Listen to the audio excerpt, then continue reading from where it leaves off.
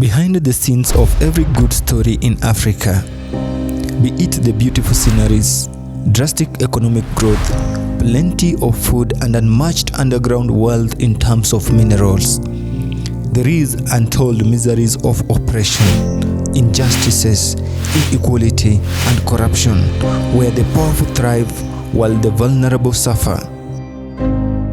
A silent war rages on.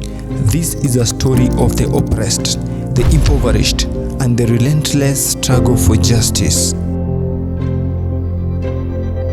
In the shadows of opulence, countless lives remain trapped in a cycle of poverty. They are the forgotten souls, victims of a system that perpetuates inequality and disregards their basic human rights. Their children attend schools without textbooks, where the roofs leak when it rains.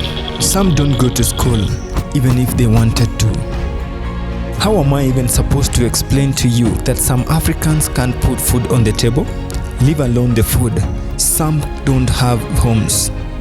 Meanwhile, the oppressors build mansions with taxpayer money, whereas the taxpayer works long hours in hazardous conditions, barely earning enough to survive, while the taxman basks in luxury and excess. This is where depression hits, and hits hard. The cases of depression in Africa is on the rise. And you would think that the suffering is from external forces, but as you may guess, you are wrong. The root of their oppression lies in the hands of corrupt politicians, the self-serving individuals who exploit their power for personal gain. These politicians, fueled by greed, manipulate policies and institutions, leaving the poor with little hope for a better future. These politicians, draped in expensive suits and speaking eloquently, know how to capture our attention. They promise to eradicate poverty, improve education, and uplift communities. But time and time again, we witness those promises dissolve into thin air. The few opportunities available for the poor are served generously to the rich. The poor remain trapped in a cycle of oppression, while the rich grow richer. Question is, until when? But amidst the darkness, a flicker of hope emerges. The idea behind unchaining ourselves from merciless oppressors. The mind-opening strategy of dealing with deceit, fake promises, and corruption. What if we didn't have to abandon our dreams of living good lives, educating our children, access to clean water and healthcare? What if there was a way of making our leaders realize our sorrows, the pains, the sufferings, and the humiliations we go through? Did you ever think there was a way? I bet you didn't. Now, sit back and watch, for I bring hope to millions of Africans who suffer in silence. But let me be clear, this is not for the faint-hearted. It's only for the brave, the freedom fighters of these days, those who understand the price of justice, the beauty of freedom, and how much it costs to be ignorant. It begins with the realization that change is not just a dream but a necessity. It is a call to action, a call for the oppressed to rise against the oppressive forces that bind them. We the people. We the people. We the people. We the people. Are so powerful. Are so powerful. Together. Together. We can do anything. We can do anything. We the people. We the people. Can change the world. Change the world. We the people. We the people. Have had enough. Now, think about it. These politicians will underline this statement in the Constitution. You have a right to vote, but will openly ignore this. Right to good health, right to education, right to security, and sometimes a right to life. You haven't seen people die in cold blood, have you? The system that eats their own people. People have lost lives in the name of fighting for a politician, and yet a politician doesn't fight for you. How much money is spent in advertising voting process? Billions and billions. Because the politicians know through your vote they get a job.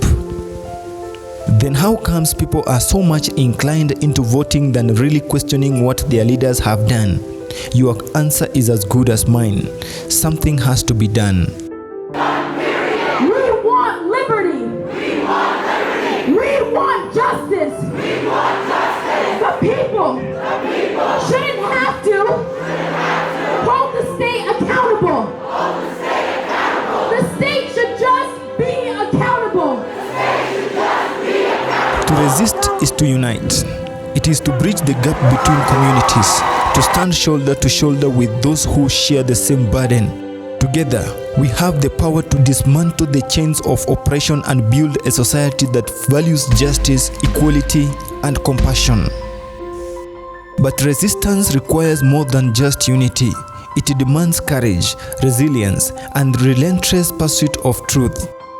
It is the willingness to confront the oppressors, to challenge the status quo, and demand accountability from those in power. Power to the people. Power to the people. Power to the people. Power to the people. We must use our voices as weapons, our stories as shields against the indifferences. Social media becomes our battleground, where we can amplify the voices of the marginalized, expose the corrupt, and ignite a flame of change that cannot be extinguished. But resistance alone is not enough. We must strive to create lasting solutions, to empower communities with education, access to resources, and opportunities for economic growth.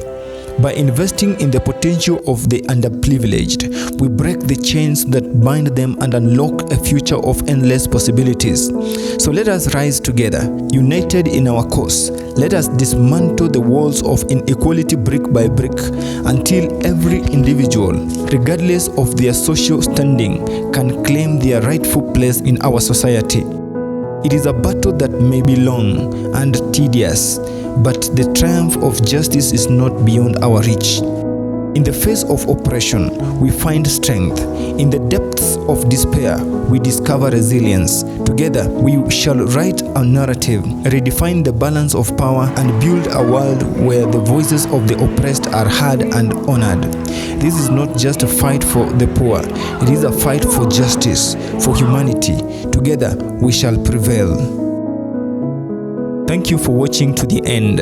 As you know, these videos take quite a while in researching, scripting, video editing, and finally producing it for you. So consider subscribing and liking our video. See you next time.